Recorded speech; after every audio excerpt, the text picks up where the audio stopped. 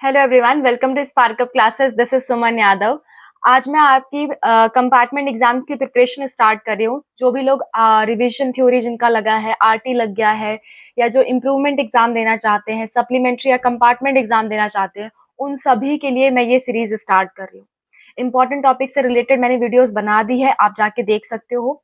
और आज ये पहला लेक्चर है हमारी प्रिपरेशन का।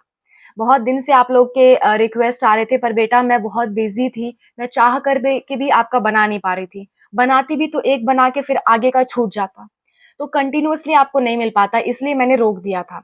आज से मैं स्टार्ट कर रही हूँ और 5 जुलाई तक मैं आपका सिलेबस कंप्लीट करके दूंगी मोस्ट प्रोबेबली। ओके, 5 जुलाई तक लगभग आपका पूरा सिलेबस कंप्लीट करके मैं आपको दे दूंगी। Physics, chemistry plus biology. Okay, पूरा साइंस का सिलेबस आपका कंप्लीट होगा। फिजिक्स आपको अनूप सर पढ़ाएंगे और केमिस्ट्री और बायोलॉजी मैं आपको पढ़ाऊंगी। ओके, तो चलो स्टार्ट करते हैं आज की वीडियो। पहला चैप्टर है आपके बायोलॉजी का, लाइफ प्रोसेसेस। पहले हम बायोलॉजी का एक चैप्टर करेंगे, फिर आपके केमिस्ट्री का, फिर फिजिक्स का, ऐसे करके अल्टरनेट में एक एक चैप्टर हम जल्दी जल्दी खत्म कर लेंगे। ओके, और हो सकता है कि लाइफ प्रोसेसेस के साथ साथ आपको फिजिक्स का भी लेक्चर मिलने लगे। एक ही प्लेलिस्ट में मैं सारी चीजें डाल दूंगी।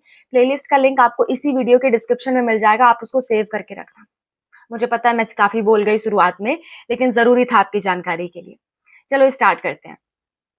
Life processes, what our life processes, ये पहले टाइप का क्वेश्चन बनता है। तो आप कहोगे ऐसी प्रोसेस जो लाइफ को मेंटेन करने के लिए जरूरी है, उसको कहोगे लाइफ प्रोसेसेस। ठीक है, सो लिखो the processes which are essential for maintaining life, which are essential for maintaining life are called your life processes। इसके आपके 4 उदाहरण है। इस पूरे चैप्टर में यही 4 लाइफ प्रोसेसेस हमें पढ़नी है। वन बाय वन आप लिखोगे और इसको पूरी अच्छी तरह से याद रखोगे। आपसे लाइफ प्रोसेसेस पूछी जाती है, डेफिनेशन प्लस एग्जाम्पल। तो पहला होता है न्यूट्रिशन। न्यूट्रिशन हम प्लांट और एनिमल्स दोनों में पढ़ेंगे। दूसरा दूसरा होता है आपका रेस्पिरेशन। रेस्पिरेशन भी प्लांट्स एनिमल दोनों में पढ़ेंगे। ठीक है, ठीक है।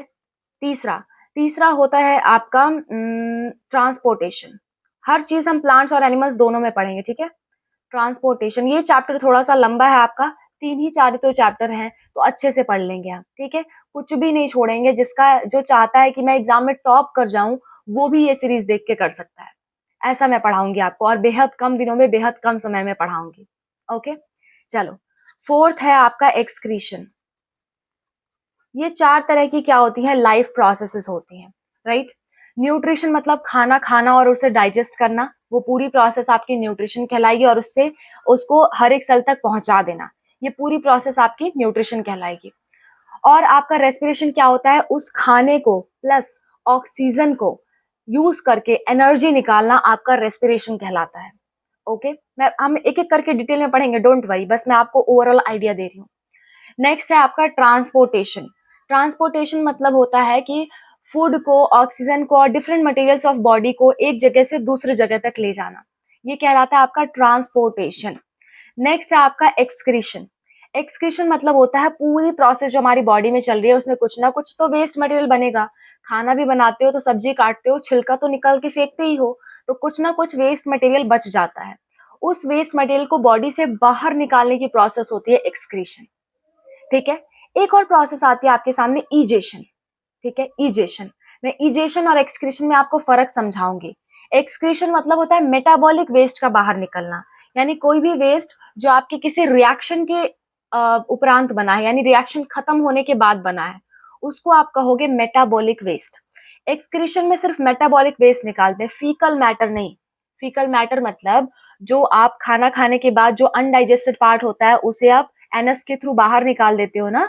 सुबह के टाइम पे आप वॉशरूम फ्रेश होने जाते हो तो फीकल मैटर बाहर निकालते हो, सॉलिड वेस्ट, उसको हम कहते हैं फीकल मैटर। ठीक है, वो बाहर निकालने की प्रक्रिया आपकी ईजेशन कहलाती है। Egestion, not excretion. ये चीज बहुत अच्छे से ध्यान रखना। Egestion is not same as excretion. Egestion आपके न्यूट्रिशन का पार्ट है। न्यूट्रिशन जब आप करते हो, खाना खाते हो, तो उसका जो वेस्ट मटेरियल है उसको बाहर निकालना ईजेशन कहलाएगा। लेकिन अगर आपकी बॉडी में अदर कोई वेस्ट बन रहे हैं तो उसको बाहर निकालने की प्रोसेस आपकी एक्सक्रीशन है। ठीक है, धीरे धीरे करके हम पढ़ेंगे, आज बस ओवरऑल आइडिया दे रही हूँ। ओके, इतनी बातें हो गई।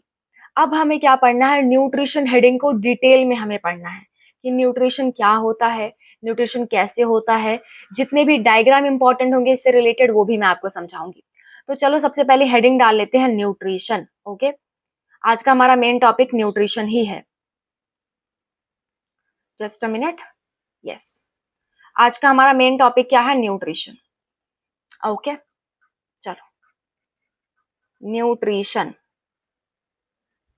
Nutrition, nutrition is a process of intake of food and digested in order to obtain energy from it. मतलब खाना खाना, उसको बॉडी में ले जाके डाइजेस्ट करना, फिर हर एक सेल तक पहुंचाना ताकि वहां से क्या बन सके, एनर्जी। ये प्रोसेस आपकी क्या है, न्यूट्रिशन। ओके, तो आप लिख लो न्यूट्रिशन की definition, the process of intake of food. Intake मतलब अंदर की तरफ टेक कर रहे हैं, अंदर की तरफ ले जा रहे हैं। intake of food, the process of intake of food in order, and digest it, the process of intake of food and digest it in order to obtain energy from it,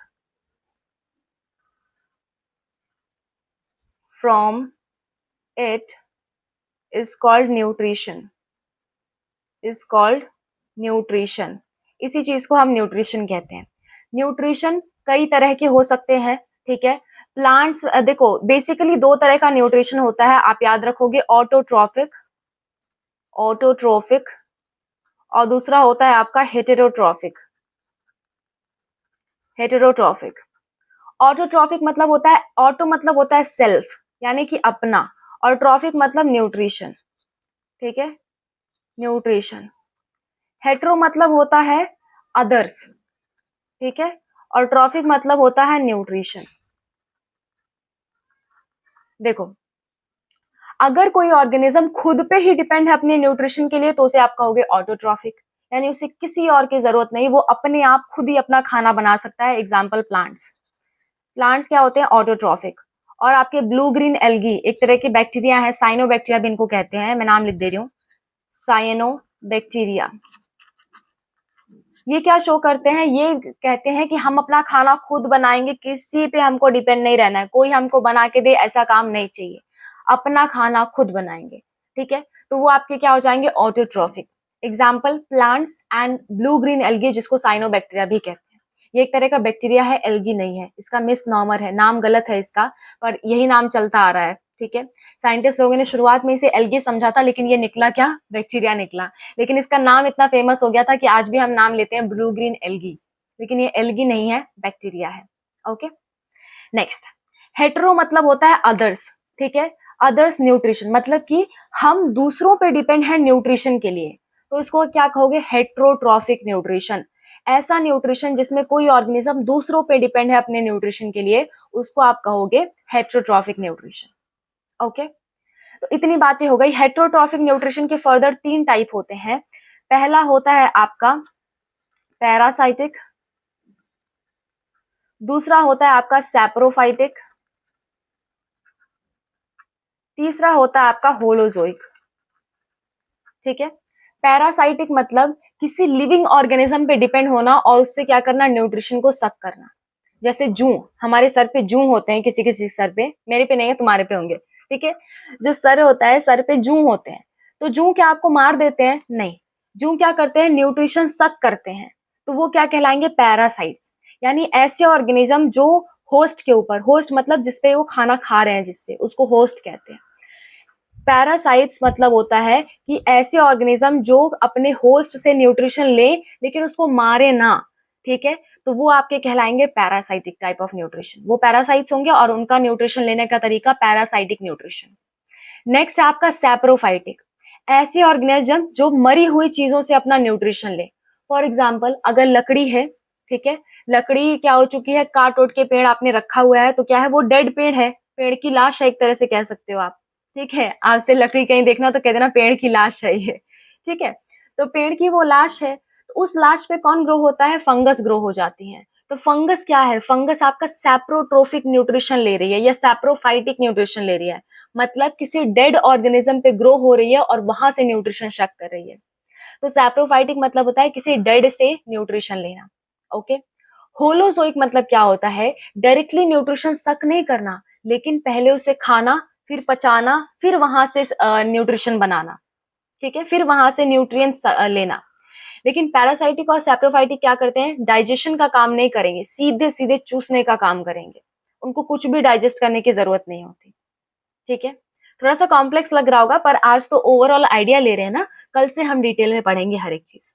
okay, तो देखो मैं short में आपको अभी बता दे रही हूँ। Parasitic मतलब feed on living living host. ठीक है, और सैप्रोफाइटिक मतलब होता है फीड ऑन डेड होस्ट।